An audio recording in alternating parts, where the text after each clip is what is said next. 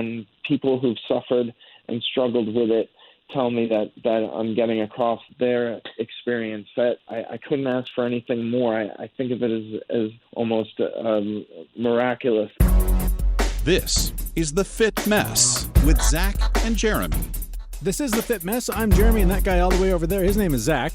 What's up, everyone? Thanks so much for listening to the show. Our guest this week is Gary Gulman. He's a comedian who has a new special on HBO called The Great Depresh, which, as you can tell, is related to depression and his battle with it. We'll be talking to him in just a little bit and talking about our own struggle. I know I've been going through a bit recently. Zach, how have you been the last few days? We haven't talked in a couple weeks. Generally speaking, I'm okay. But, yeah, it's been a pretty crazy couple of weeks, so definitely been battling my own demons. How have you been?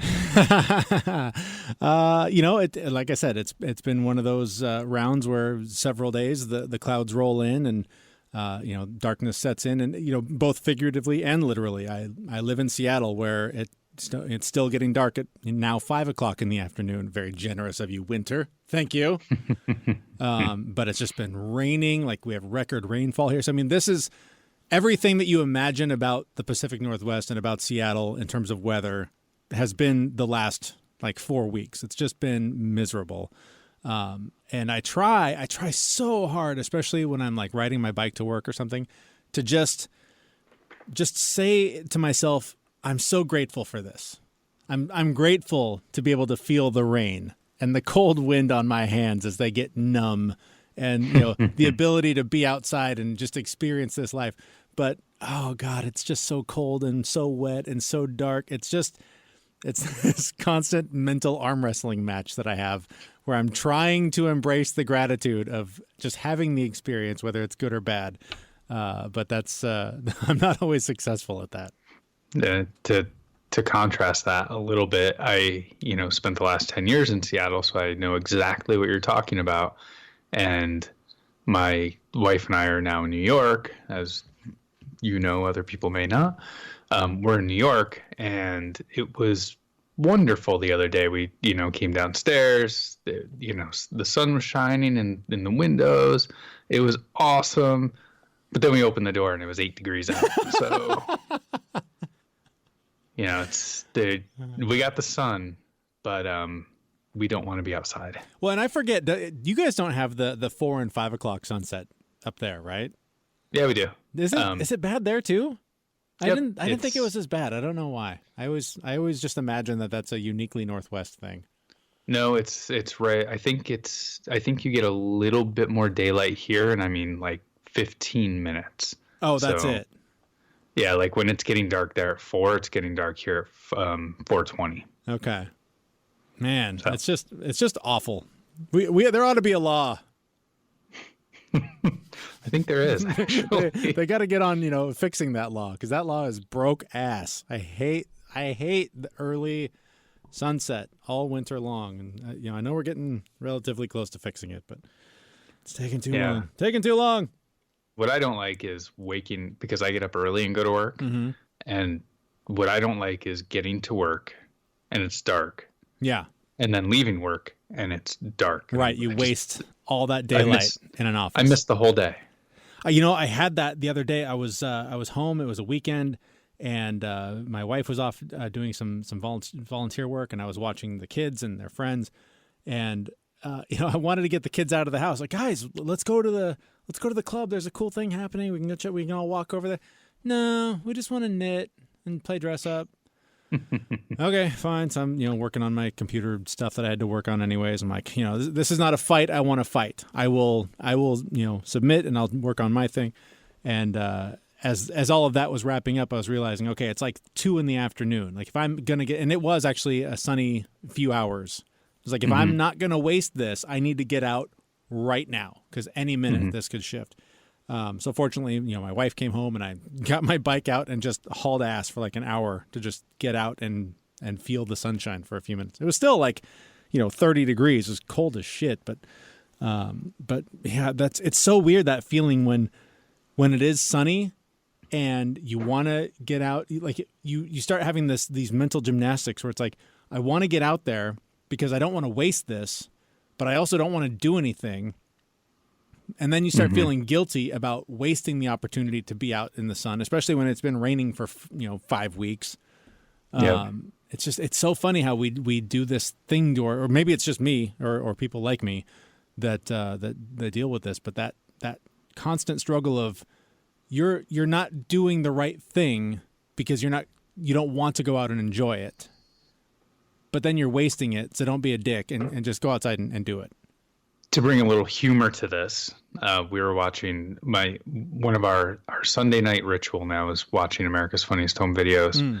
And there was a video of a parent saying, I told the kids to go outside and play. And the camera swings around and you see the kids out in the front yard with Xbox controllers looking in through the window playing their video game, but they're outside. And my wife and I just started laughing, and my daughter Natalie was like, "What? What's wrong with that?" Like, that's perfectly legitimate. They went outside. That's great. I gotta remember that next time I just want to play video games. Just play from outside the window. Yeah, that's all you gotta do. Oh my God. So what you're saying is depression sucks, right? It does. And, I mentioned our guest who we'll be talking to in just a minute, Gary Gulman, the special that he has on HBO. I honestly wasn't sure what to expect going in because, how much stand-up material can you get out of being, horribly, like hospitalized, depressed? Like that sounds like some pretty dark stuff. And so I didn't know what to expect. But the stories that he tells and the perspective that he offers on what it's like to live with depression, not only does he make you laugh about it the whole time, but he does just a brilliant job of painting the picture of what it's like. And so as much as I got out of it, as much as I related to him and so many of the stories that he told, I couldn't help but think about the people that don't struggle with this and how much they can get out of his way of making it relatable. Like it's very similar to me for like a John Oliver or The Daily Show, taking bad news and making it palatable, making it something that you actually want to consume, that you look forward to, and truly getting educated about what's going on, but laughing the whole time. It rang true in that way for me. And it sort of walks this line between being a stand-up special and like a TED Talk. Like I just really felt like he really just cracked open a big light on what this experience is. So it's just powerful, and I honestly can't recommend it enough, whether he was on the show or not. But again, it's called The Great Depresh. It's on HBO. So if you have HBO Now, or you can steal your friend's password or whatever, absolutely check it out. It's really good. Although we're not encouraging anyone to steal anyone's passwords. Not, of course not. I mean that in a very real and legally binding sense. Exactly. So I was very lucky. I got to talk to Gary Gulman earlier today and talked a lot about the special, a lot about the work that he's put in trying to get himself better and how he can be so confident moving forward that maybe the worst is behind him. But we just started simply with sort of how he's doing now after what he's been through these last few years. You spoke to me in a voice that I've been hearing in my own head for so long. There's so many similarities that I heard from my own growing up, being the bigger guy, the sensitive guy, the guy that was supposed to play sports and all those things. And it's just, It's so amazing how our society has been so difficult for people like you and me to grow up. How are you doing with that now after all the work you've done? Well, I think it's not a coincidence that my sturdiest and longest lasting recovery or remission from depression came along at the same time that I sort of accepted these aspects of myself and my personality and my being that I had either been ashamed of or saw as flaws or as something to keep to myself. I think accepting myself was if not the key component, a key component of my recovery. So I think part of me laments the fact that it took me until I'm nearly 50 years old to figure this out. But the other part of me is just grateful that it happened, because I think a lot of people come and go without really embracing themselves and finding these things that they think are so shameful and so embarrassing that they're actually what makes them special. And the other side of that is that the first time I become truly vulnerable on stage is the time I really make a connection with an audience that is really significant and extraordinary. Yeah, let's talk about that. The decision to put this part of your life into your act. Was there any part of you that was afraid that, how can depression be funny? Well, I think that along the way I sort of built it slowly, and so I opened up about certain things. The first thing I probably opened up with was just the symptoms of my depression first, and I didn't really call it depression. I just said this is how I'm living, and it was the whole joke about eating ice cream with a fork and not having the energy to do a lot of things. And then later on, I felt comfortable in kind of labeling it and saying that's how my depression manifests, and I was rewarded with laughter and people telling me that they connected and that it resonated with them. And so at every stop along the way in developing this, I received that type of feedback and that type of encouragement. So the next step was probably to talk about taking medication, and people identified with that. And I had listed a litany of medicines that I'd been on over the years, and people told me that they were counting along with me and saying, yes, I took that, and checking off different things that I had taken. And then the next step was probably the biggest one that I had put off the longest, or had pretty much decided I would not talk about it, was just being hospitalized and going through ECT treatment and some of the deeper, heavier things. But when I did open up about it on stage, and I was careful to do it in front of generous and thoughtful audiences, the feedback was so positive and almost without exception that it really wasn't that hard after that. And so maybe the first time I did it was difficult, but after that it was pretty easy to dig deeper, because every time I did, I was rewarded with this positive feedback that kept me going and motivated me and inspired me. It's funny. I've battled depression my entire life, and I know now because of the work I've been doing. I'm so sorry. Oh, thank you. I know now because of the work I've been doing these last several years to combat it, that it has been the obstacle that I've avoided going through to take big risks and to progress in healthy ways. There's a lot of opportunities that I think I probably could have had, but I went, well, I just never know when the darkness is going to come, and I can't put myself out there and take that risk. So I'm trying to put myself in your head when you were first starting out in comedy. How did you get past that? How were you able to put yourself out there knowing at any point this thing will take me out?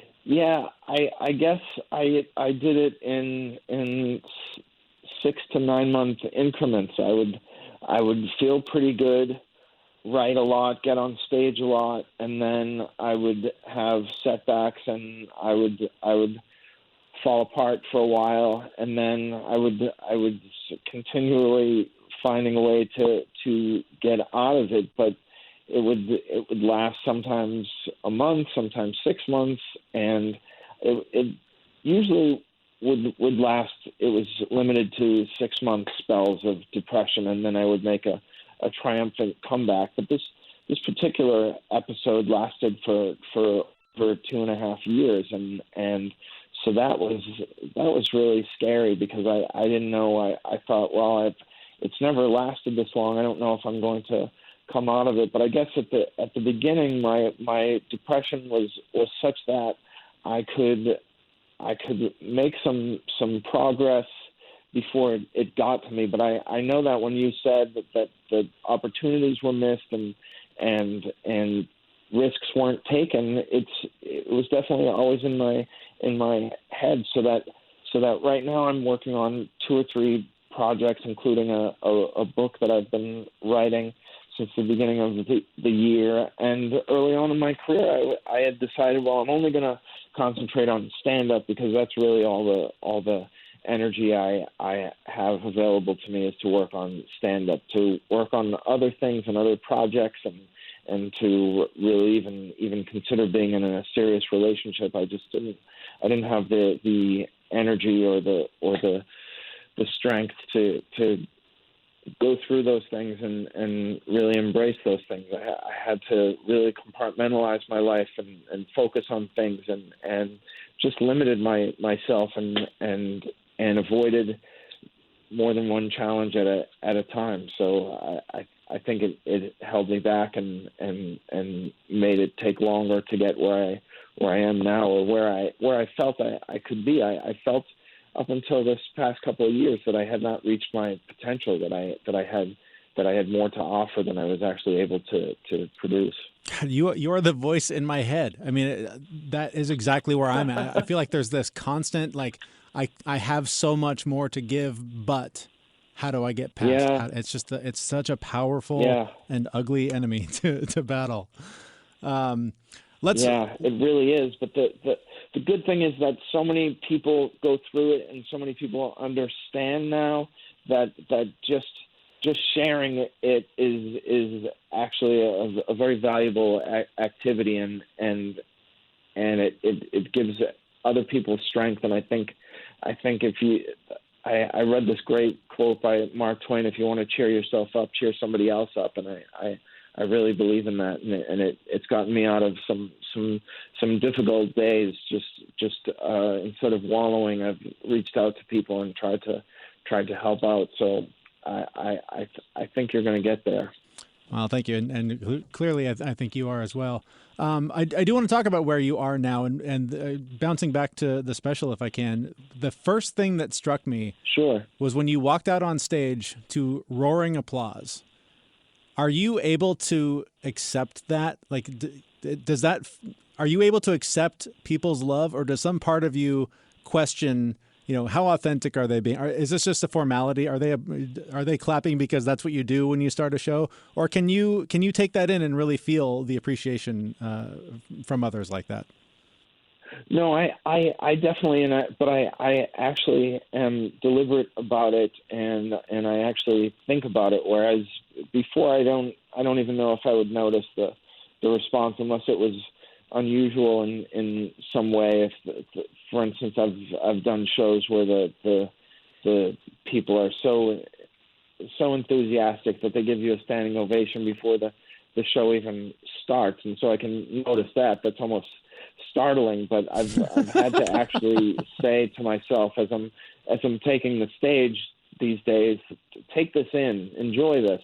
They're really excited to see you, and I guess I noticed during the Great Depresh tour that the usually a standing ovation at the end of the show, that these people were saying, "Hey, we were thirsty for what you were serving today, and we really appreciate it, and we want you to know how special this was," and that felt really good. I think the thing that kept me on track and sane during the part of this process where I didn't know whether it would even get on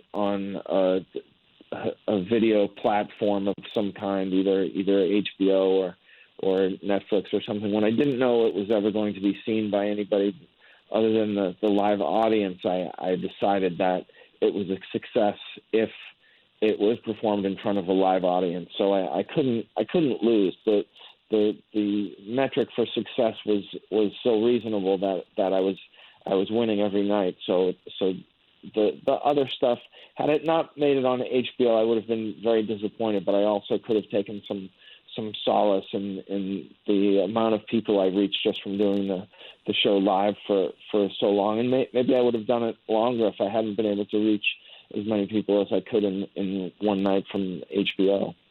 Oh, that's great. You mentioned in the special and in interviews I've seen since then that you feel like you're on the other side of the Great Depresh. How confident are you that is the case? Because I know for me, every pill I've taken is the magic pill until it's not. Every retreat I go on it works until it doesn't. Everything I've done wears off. How confident are you that this is better? Well, I'm more confident than I've been, but there are days when I say, "Oh man, I don't feel good, and I need to go through my checklist of things that I did along the way to feel better." And without exception, so far, I've found that you haven't exercised, you haven't talked to anybody today, you haven't done a show, you haven't addressed some of your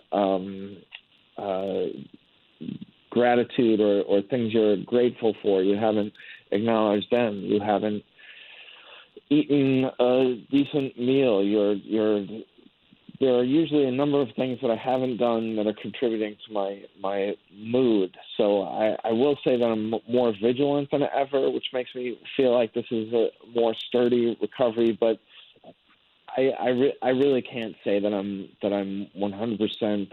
I think it would be probably foolish to say I'm fully confident that it won't return. I can only say that I feel good today, and I think that I will feel good in the morning tomorrow, and that's about as far as I want to plan. I accept things in the future, gigs and projects, thinking that I'll feel good, whereas before I used to say, no, I don't think I'll be able to do that. So I remember the book deal I have now, I actually wrote a proposal for it 4 years ago, and then when it came time to try and pitch it or share it with anybody, I said I don't have the energy to maintain my comedy career and write a book at the same time. I'll get discouraged, and it'll tear down the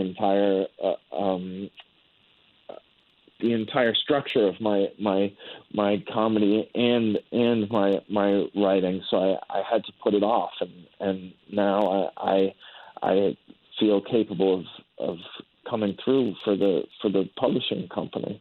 Well, you don't need me to tell you. You are hilarious. You're fantastic at what you do, and thank you. I could not be more grateful for you giving a voice to what so many people like us struggle with. It's tremendously helpful, and it helps. I think for a lot of people, it helps communicate what we go through to people who don't, so that they can try and understand and be a better ally to those of us that are in the fight. So yeah, that has been the best compliment, because I have found it so frustrating over the years that I haven't been able to get across how it feels and what I'm going through, and when people who've suffered and struggled with it tell me that I'm getting across their experience, that I couldn't ask for anything more. I think of it as almost miraculous that this thing that I plotted through for so many years is actually going to benefit some people, and I'm very grateful, because I think that with the help of my director Mike Bonfiglio and Judd Apatow, we were able to get across in an hour and 15 minutes what a lot of people are feeling, and I think that the real bravery is getting up every morning with depression, with anxiety, and fighting through the day. Talking about it and sharing my experience from the other side has been really easy and pleasant and rewarding. So I just want to tell those people who are out there who don't think they can get through another day that you can and you have to, because it's so rewarding on the other side, and it feels so good on the other side, and I really appreciate the good in my life so much more than I did before I went through that 2.5-year desert of misery. So I'm so glad I said it in the special. I'm so glad I stuck around for this.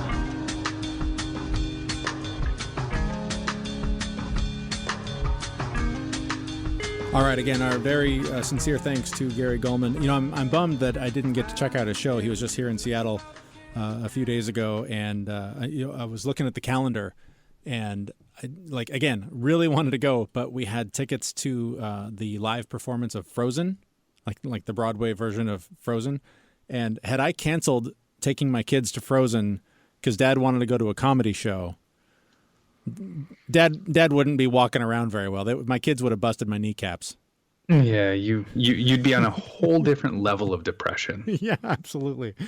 Again, our thanks to him. The special is The Great Depresh. Very, very funny. It's on HBO. You should check it out. And, you know, we've sort of been joking a little bit, and that conversation was rather serious for being with a comedian. We just want to emphasize that clearly depression is no laughing matter. Fortunately, every now and then we can find ways to laugh through it.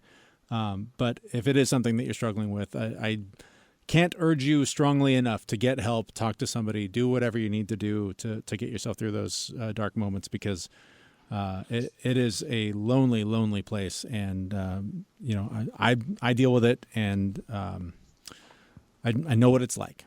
So reach out to us through the show. Reach out to, a therapist, to your family, whoever you need to, if it is something that you're struggling with, because I don't know that there's a way out of it alone.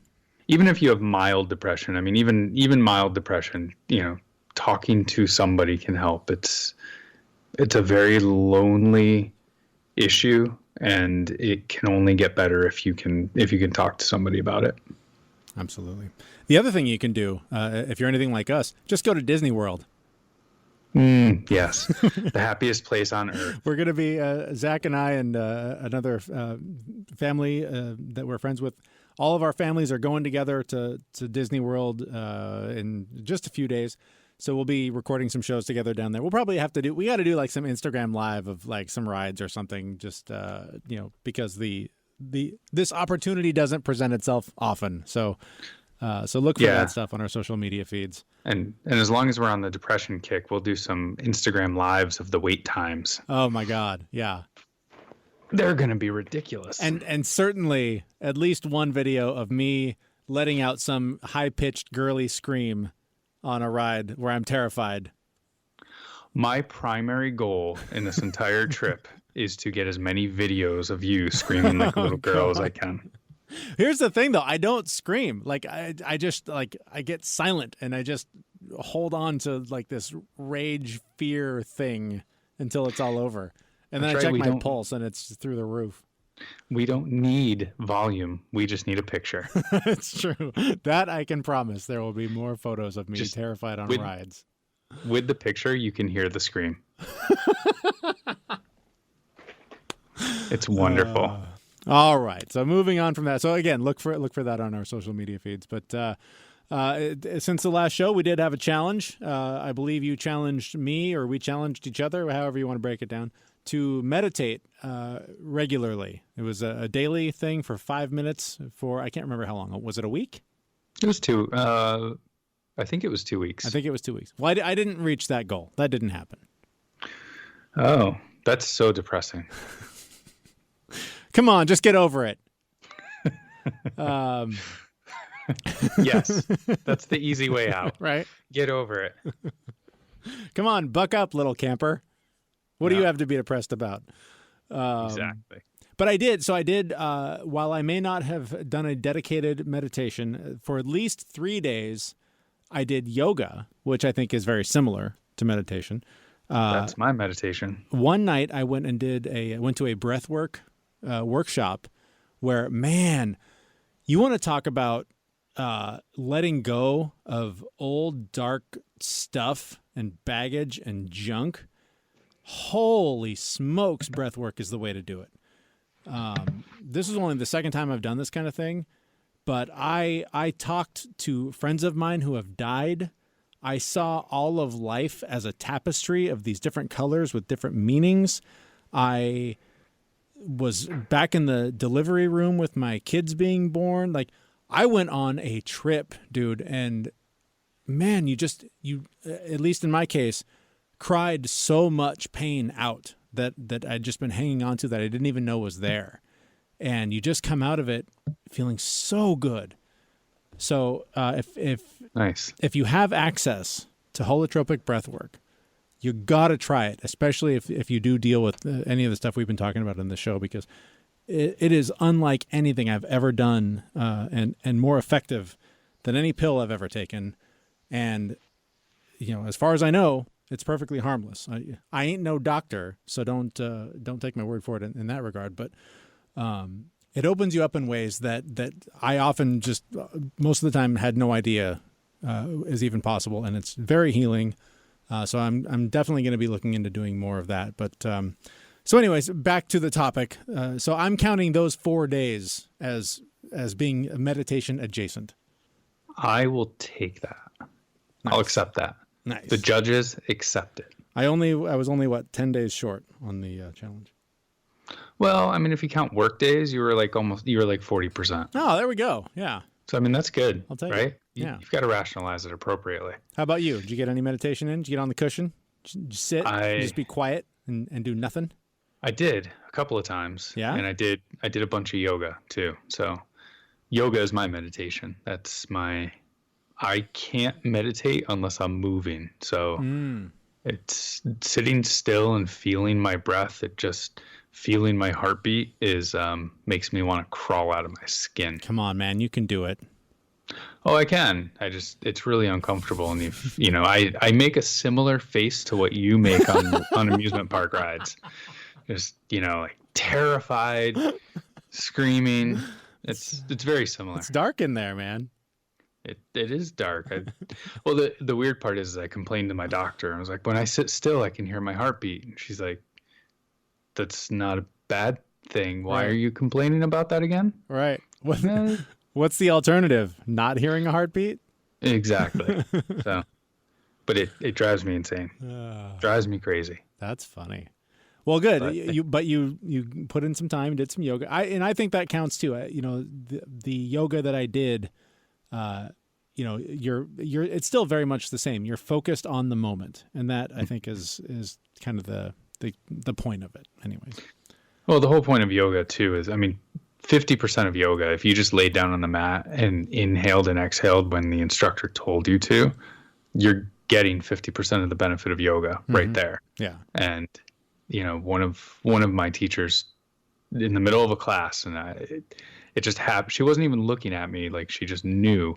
But she said, if you can't breathe through the pose, you're doing it wrong. Mm-hmm. And I was currently in a pose that I was trying to muscle my way through was holding my breath. And was like, I got this. I'm good. No, I got it. Yeah, I'm doing great. Oh. So, but when you think about meditation, right, you say focus on the breath. Yep. All of yoga is focusing on the breath. Yep. You just happen to be moving at the same time. So to me, it is totally meditation. Totally counts. And you get limber. Well, and quick aside, I went to a yoga class a few days ago, and it's one of these, I forget what it's called, like a restorative yoga class. So it's a lot of like really deep but really long poses. And there was one where it's like, bend your foot all the way up by your hip and lay back. And I was like, I knew that like 90% of it was the mental block of like, I don't think I can do this. And like I'm twisting and pulling and trying to get my leg up there. And like I gave up and I did the modification. And I was like, no, I'm going to do this. I'm not giving up. And so I got back at it. And finally the teacher came over and she's like, why don't you put this thing under here and this pillow there? And like, I totally had to like build this pillow contraption to be able to make my body do it. And I was like, oh God, I'm so lame. But at the same time, I was proud of myself because, old me would have given up and done the easy one. Like just do the modification and just hang there. But there was this voice that was like, no, don't give up. This is a mental game. You can beat this. And with some help, I did. So. Yes, I can only imagine, like as a yoga teacher, I can only imagine the teacher going, "Oh, that poor gentleman. Look at that I idiot. need to go help him. Look at that idiot. He needs help. What a fool." That's great empathy there. Yeah, exactly. All right. Well, I think we've done our duty. I think that's all we've got for this episode until we're together in Florida. That was a depressing episode. I don't think so. Come on. Get over it. We got to get at least one joke in. Exactly. Our thanks to our guest, Gary Gulman. Our thanks to you for listening to the show. And our thanks to you for going to our website, thefitmess.com, and subscribing so that you do not miss any future episodes. And more importantly, if you can, if you so desire, please share any episode that you hear through whatever social media channels that you prefer to use. And you can follow us on all of those as well. All the links are at our website. Thank you so much for listening and for your support of the show. We will be back, I guess, in a couple weeks, but we will be very active on the social media stuff once we're in Florida. So look for us there. Thanks for listening. We'll see you soon at thefitmess.com. See you, everyone. We know this podcast is amazing and does not seem to lack anything, but we do need a legal disclaimer. Jeremy and Zach are not doctors. They do not play them on the internet, and even if they did play them on the internet, they would be really bad at it. Please consult your physician prior to implementing any changes that you heard on this podcast. The listener assumes that Jeremy and Zach do not know what they are talking about and that you will do your own research on the topics talked about on this podcast.